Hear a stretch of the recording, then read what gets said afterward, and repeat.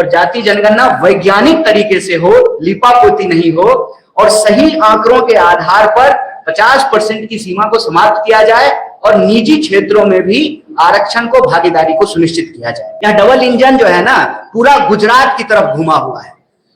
रोजगारों उधरे जा रहा है, नौकरियों उधरे जाएगा, बुलेट ट्रेन भी वहीं बनेगा, सारा डेवलपमेंट वहीं होगा। नमस्कार, मैं रोहित, आप देख रहे हैं बिहारी कलम। राहुल गांधी फिर से बिहार में 15 मई को आने वाले हैं।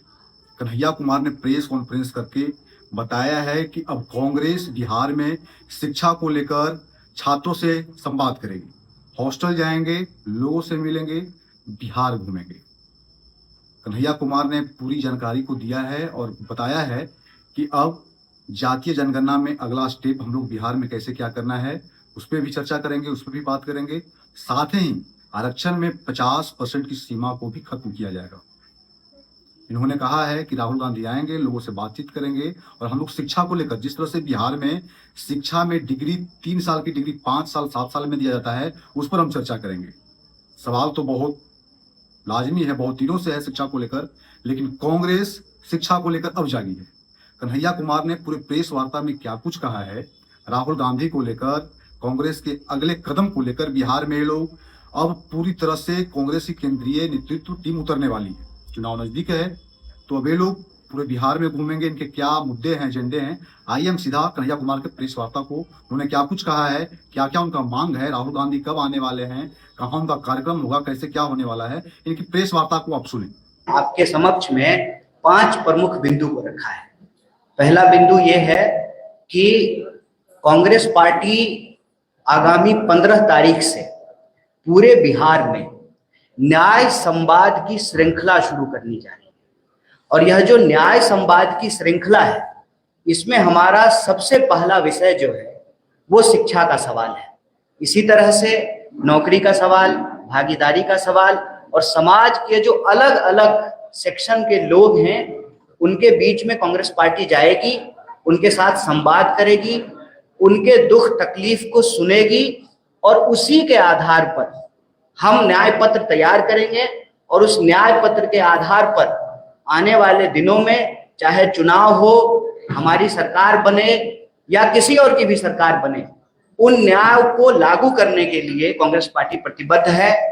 इसी सोच के साथ, इसी संकल्प के साथ आगामी 15 तारीख को नेता प्रतिपक्ष श्री राहुल गांधी जी बिहार आ रहे हैं। दरभंगा में वो छात्रों से संवाद करेंगे और जब वो दरभंगा में छात्रों से संवाद कर रहे होंगे, ठीक उसी वक्त बिहार के अलग अलग जगहों पर, 60 से ज्यादा जगहों पर कांग्रेस पार्टी के देश स्तर के नेता बिहार आ रहे हैं, जिसमें हम विभिन्न हॉस्टलों में जाएंगे। SC ST हॉस्टल में जाएंगे, EBC हॉस्टल में जाएंगे, महिला छात्रावासों में जाएंगे, अल्पसंख्यक छात्रावास में जाएंगे। साथ ही साथ जहां पर हॉस्टल नहीं है वहां पर टाउन हॉल के अंदर विद्यार्थियों को इकट्ठा करके बिहार के अंदर जो शिक्षा की हालत है उस पर चर्चा करेंगे, संवाद करेंगे। और उसी कड़ी में यह प्रेस वार्ता की गई है और इस प्रेस वार्ता के माध्यम से 5 प्रमुख विषय को हमारे ये मौजूद साथियों ने उठाया है। पहला विषय ये है कि लगातार मांग के बाद जो मौजूदा NDA की सरकार है वह इस बात के लिए स्वीकार की कि आगामी समय में जाति जनगणना की जाएगी। सवाल यह है कि जाति जनगणना की मांग हम लोग क्यों कर रहे हैं? सामाजिक न्याय की धरती है बिहार। जाति जनगणना की मांग हम इसलिए कर रहे हैं कि कई दशकों तक सामाजिक न्याय की नीतियों को लागू करने के बावजूद, आरक्षण की नीति को लागू करने के बावजूद आज भी आंकड़े ये कहते हैं कि समाज के अंतिम पायदान का जो व्यक्ति है आज भी उसको न्याय नहीं प्राप्त हो रहा है, जिसके बारे में डिटेल से इन साथियों ने आपके बीच में अपनी बात रखी।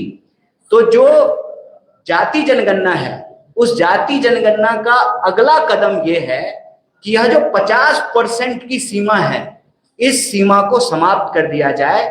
और ये हम संविधान के तहत कह रहे हैं। संविधान के अनुच्छेद 15(5) में यह प्रावधान किया गया है कि निजी क्षेत्रों में भी भागीदारी और आरक्षण को सुनिश्चित किया जाए।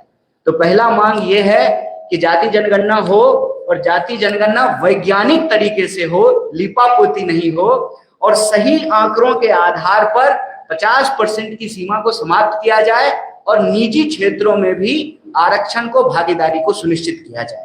दूसरा सवाल यह है कि बिहार में अगर आप शिक्षा व्यवस्था को देखेंगे, शिक्षा की हालत यह है कि 3 साल की डिग्री 3 साल में नहीं मिलती है। प्रश्न यह है कि जब पूरे देश में 3 साल की डिग्री 3 साल में मिलती है, तो बिहार में 3 साल की डिग्री 5 साल और 7 साल में क्यों मिलता है? वो बिहार जहां पर नालंदा विश्वविद्यालय रहा, वो बिहार जहां पर विक्रमशिला विश्वविद्यालय रहा, वो बिहार जहां पर आजादी से पहले पटना विश्वविद्यालय की स्थापना हुई, जिसको ज्ञान और मोक्ष की भूमि कही जाती है, आप बिहार में किसी भी धर्म का इतिहास उठा करके देख लीजिए, उसका इतिहास बिहार से जुड़ा हुआ है। देश का इतिहास बिहार के इतिहास के बिना पूरा नहीं होता है। उसी तरह से बिहार की प्रगति के बिना देश की प्रगति संभव नहीं है। ऐसे में बिहार की प्रगति के लिए, देश की प्रगति के लिए यहाँ की शिक्षा व्यवस्था को बेहतर करना जरूरी है। 3 साल की डिग्री 3 साल में मिले, ये एक बात है। इसके तहत जो मुख्य सवाल ये हैं कि जहां शिक्षक नहीं है वहां शिक्षक हो, इंफ्रास्ट्रक्चर को बेहतर किया जाए। केजी से पीजी तक सरकार का फैसला है कि एससी, एसटी, ओबीसी, पिछड़ा, अति पिछड़ा और सभी वर्ग की महिलाओं के लिए केजी से पीजी तक फ्री एजुकेशन है। तो ये अलग अलग कॉलेज में अलग अलग फीस कैसे लिया जा रहा है, अलग अलग यूनिवर्सिटी में अलग अलग फीस कैसे लिया जा रहा है, अलग अलग कोर्स के नाम पे अलग अलग फीस कैसे लिया जा रहा है।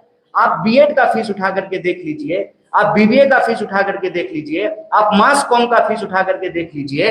तो जब सरकार का फैसला है कि सरकारी संस्थानों में केजी से पीजी तक शिक्षा मुफ्त होगी, तो इसको लागू क्यों नहीं किया जा रहा है?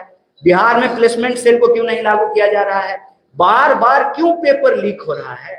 रोजगार का जो सवाल है, 4 लाख 4.5 लाख से ज्यादा पोस्ट खाली है, उन पोस्ट को क्यों नहीं भरा जा रहा है? और कोई परीक्षा, चाहे बीपीएससी की हो, टियर 3 की परीक्षा हो, किसी भी डिपार्टमेंट की परीक्षा हो, उनको जो है नौकरी नहीं मिल रही है और रोजगार देने के बजाय बिहार सरकार लोगों को कर्जदार बना रही है। आप ये देखिए कि 2000 करोड़ से ज्यादा रुपया जो है बिहार के विद्यार्थियों के ऊपर कर्ज है। नौकरी मिलने से पहले, मतलब रोजगार मिलने से पहले एक विद्यार्थी जो है वो कर्जदार बन जा रहा है। तो सरकार से हमारी यही मांग है कि साहब, यह जो डबल इंजन की सरकार है, यह डबल इंजन जो है ना पूरा गुजरात की तरफ घुमा हुआ है। रोजगारों उधरे जा रहा है, नौकरियों उधरे जाएगा, बुलेट ट्रेन भी वहीं बनेगा, सारा डेवलपमेंट वहीं होगा। तो ये डबल इंजन जो है वो बिहार की तरफ क्यों नहीं घूम रहा है, जो रोजगार लेकर के आए। सरकार से यही मांग है कि लाठी नहीं नौकरी दो। और एक बहुत महत्वपूर्ण विषय जो यहाँ साथी ने उठाया कि एससी एसटी सब प्लान का पैसा आप किसी दूसरे चीज पे कैसे खर्च कर सकते हैं? आप जब भी सरकार के किसी नुमाइंदे से पूछेंगे कि यह जो मौजूदा डबल इंजन की सरकार है, इसने क्या किया है, तो मुंह छूटते ही सबसे पहले वो कहेंगे हमने पुल बनाया, हमने सड़कें बनाई हैं। आप पुल बनाए हैं, सड़कें बनाए हैं, हालांकि ये अलग बात है कि यहाँ पे जो है पुल चोरी भी हो जा रहा है। जहां नदी नहीं है वहां भी खेत में पुल बन जा रहा है। सवाल यह है कि आप एससी एसटी सब प्लान का पैसा दूसरे मद में, दूसरे हेड में कैसे खर्च कर सकते हैं? यह सीधे तौर पर यह दलित विरोधी कार्रवाई है। तो यह 5 विषय को लेकर के, एक भागीदारी के सवाल को लेकर के, नौकरी के सवाल को लेकर के, शिक्षा के सवाल को लेकर के, कांग्रेस पार्टी बिहार के हर जगह जाकर के हर वर्ग के विद्यार्थियों से बात करेगी, चाहे बिहार के गरीब हो, दलित हो, पिछड़े हो, आदिवासी हो, अति पिछड़े हो, महिला हो, किसान हो, मजदूर हो, हर वर्ग के विद्यार्थियों से, नौजवानों से हम बात करेंगे। और हमारा संकल्प ये है कि बिहार की शक्ति से ही देश की प्रगति होगी। और इसीलिए यह न्याय संवाद की श्रृंखला आगामी 15 तारीख से शुरू हो रही है, जो लगातार चलेगी। और 15 तारीख को नेता प्रतिपक्ष दरभंगा में छात्रों से संवाद करेंगे और उसी वक्त बिहार के अलग अलग जगहों में 60 से ज्यादा जगहों में कांग्रेस पार्टी का कोई ना कोई नेता या कार्यकर्ता छात्रों की आवाज को सुनेगा और उनके संघर्ष में हम कंधे से कंधे मिला करके चलेंगे। इसी महत्वपूर्ण सूचना के लिए यह महत्वपूर्ण प्रेस वार्ता बुलाई गई। आप तमाम मीडिया के साथी यहाँ उपस्थित हुए, इसके लिए हम पार्टी की तरफ से आपका बहुत बहुत धन्यवाद करते हैं। भारतीय राष्ट्रीय कांग्रेस यह उम्मीद करता है कि बिहार को बदलने की जो हमारी कोशिश है, इस कोशिश में मीडिया बंधु भी हमारा साथ देंगे। आपके अगर कुछ प्रश्न हैं इस विषय से जुड़े हुए तो आप पूछेंगे, हम यथासंभव उसका आंसर देने की कोशिश करेंगे। बहुत बहुत धन्यवाद।